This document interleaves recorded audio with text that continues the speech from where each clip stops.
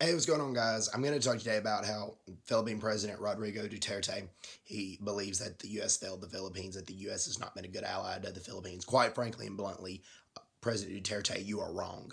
And let me show you how wrong and how foolish you are when you say something like that. All right. The Philippines was a United States territory. I will admit that. The U.S. did conquer the Philippines. But how only on paper they conquered the Philippines, because when the U.S. fought Spain in the Spanish-American War, the Spanish only agreed to surrender to the Americans. The reason they would not surrender to the Filipinos is because they were scared they were going to get massacred. And then America had a territory that they weren't very familiar with, and that President McKinley, who was president at the time, wasn't sure how to handle it. But over time, he learned how to handle it, and after the Philippine-American War, which lasted 3 years, the Philippines was not governed harshly. They had a civilian governor to the Philippines, a guy by the name of William Howard Taft, and the U.S. government allowed the Philippines to choose if they wanted to be a state or a territory, and they opted to be a territory, okay? And it turned out to be good for them, because in the Great Depression, okay, the U.S. was horribly affected by the Great Depression, but the Philippines wasn't. The Philippines was one of the few places in the world that was not affected by the Great Depression, and a lot of Americans moved to the Philippines because they could not find work in America, in mainland America. And that is a major accomplishment. Major accomplishment for America as well as the Philippines, okay? And after the U.S.-Philippine War, and the Philippine soldiers at that time were called racial slurs that they shouldn't have been called, that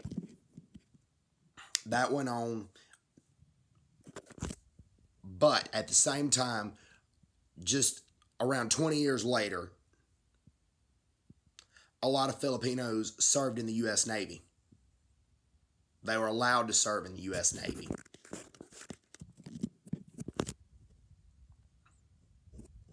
In just a little over 20 years.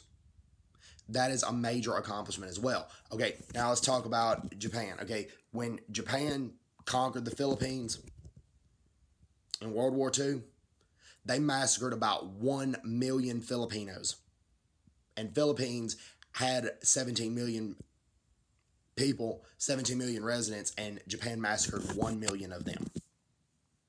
Things have changed. Japan is a major donor to the Philippines. They're a major ally militarily and economically. I've forgiven Japan for what they've done, but nevertheless, it happened.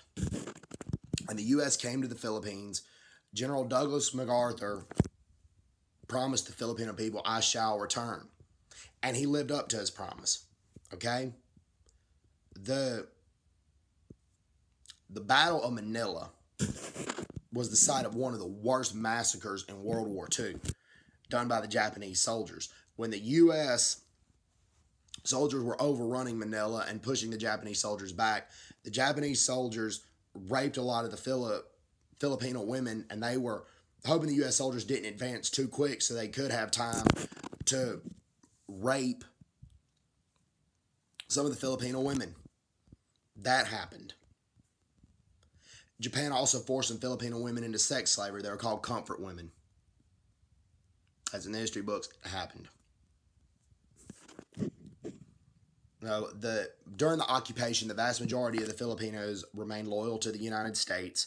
The Philippine guerrillas captured some key Japanese documents, and they gave them to U.S. intelligence.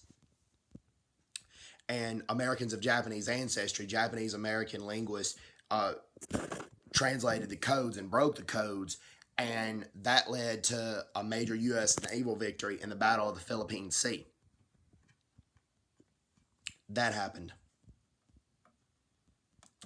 Sure did. And the U.S. came to the Philippines, and Japan was hiding in civilian buildings in Manila, shooting at the U.S. as snipers. and it was just a horrible sight to see. And that went on. And then the U.S., after World War II and into the Korean War, the U.S. helped redevelop the Philippines. The Philippines became independent in 1946. The United States let the Philippines vote whether they wanted to become independent or not. And the Philippines voted to become independent, but not by a large margin. There were a lot of them that wanted to stay as part of the United States. Okay, so let's fast forward unto now. Okay, the latest typhoon that hit the Philippines, the U.S. and the European Union were some of the largest donors. Their donations exceeded China and Russia by far. Their donations exceeded China and Russia's donations. And the U.S. soldiers trained the Philippine soldiers in how to counter radical Islamic terrorists, because there's problems in the southern provinces with Abu Sayyaf. Well, they did train them until Duterte ordered the American soldiers to leave, which he shouldn't have, because the last time the Philippines kick the U.S. soldiers out, China immediately started setting up settlements in the Scarborough Shoal and building military bases near the Philippines. That is why under the previous President Aquino, he wanted the U.S. to come back, and he wanted to give the U.S. access to a lot of Philippine bases, and that's why he signed the EDCA, the Enhanced Defense Cooperations Act, and the Philippine Supreme Court approved that is binding into the Supreme Court's law. So when Duterte kicked out the American troops, unless he gets Congress to overturn that law, he's basically violating the Philippine Constitution. Basically is.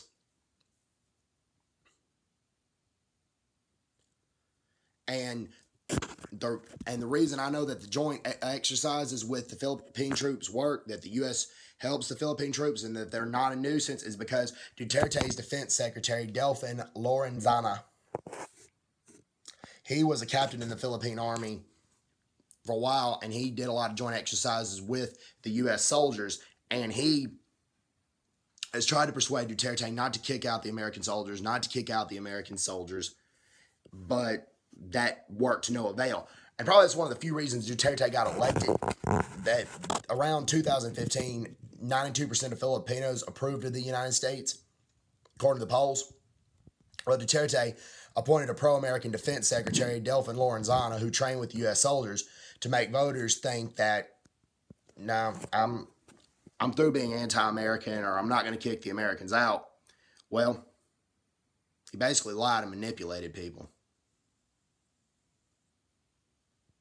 He says he's going to hang on to the U.S. alliance, but he's banning joint naval patrols, kick the U.S. soldiers out of the southern Philippines. Oh, and the first time when the U.S. got kicked out of the Philippines, U.S. soldiers, they left behind $1.3 billion worth of equipment for the Filipinos to use. That happened. So Duterte's living in a dream world if he thinks China's going to be able to aid the Philippines the way the U.S. has. Because the last typhoon does not indicate it. So, the U.S. has been a good ally to the Philippines. They saved the Philippines from Imperial Japanese rule, where the Japanese massacred 1 million Filipinos. 1 million. That is just, it's just horrible. And then Abu Sayyaf regularly holds a lot of Philippine citizens hostage. And the U.S. soldiers had trained the Filipino soldiers in how to counter Abu Sayyaf's terrorism tactics, and also showed them how to use technological equipment, American technological equipment, which has been vital to the Philippine soldiers fighting the terrorists in the southern part of the Philippines. And the Philippines was not affected by the Great Depression when the Philippines was a U.S. territory back in the 1930s. The economy was doing so well, people from America went over to the Philippines because there they could actually find work. Jobs, there were a lot of construction jobs that were available. There were just plenty of jobs available. Not just construction jobs, but many other jobs as well. So the Philippines was a shining example during the Great Depression. And I'm saying that construction jobs were available for the poor people, so the very poor did not get poor during the Great Depression. There was not a lot of people in the Philippines hungry during the Great Depression at all. Not at all. That's why I brought up the construction jobs. So, anyways, hope everybody's doing well. Take care. God bless, and bye-bye. Bye-bye.